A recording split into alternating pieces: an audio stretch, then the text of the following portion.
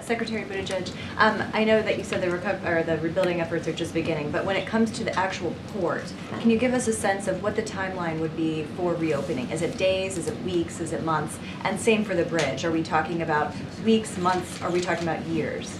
Too soon to be certain. What I'll say in the case of the bridge is that the original bridge took 5 years to construct. That does not necessarily mean it will take 5 years to replace, but that tells you what went into that original structure going up. Again, we need to get a sense of the conditions of the parts that look okay to the naked eye, but we just don't know yet, especially in terms of their foundational infrastructure. So it is going to be some time where commuters are going to need to depend on that 95 and 895 tunnel, and it's going to put pressure on them. As far as the port, again, too soon to venture an estimate. The vast majority of the port is inside of that bridge, which means most of it cannot operate, although there is a facility at what's called Sparrows Point that can handle some amount of cargo shipping, but nothing close to the totality of Baltimore. And for the port workers, you mentioned there's going to be an economic cost, but also incurred to them, I'm sure. Any of the funding that you're talking about in terms of emergency funding, would that cover them as well?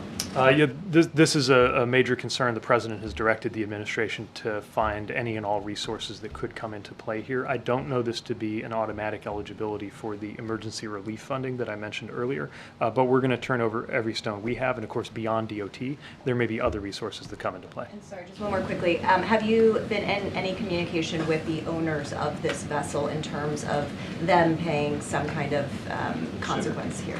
I have not, and I'd really defer to NTSB and law enforcement for that.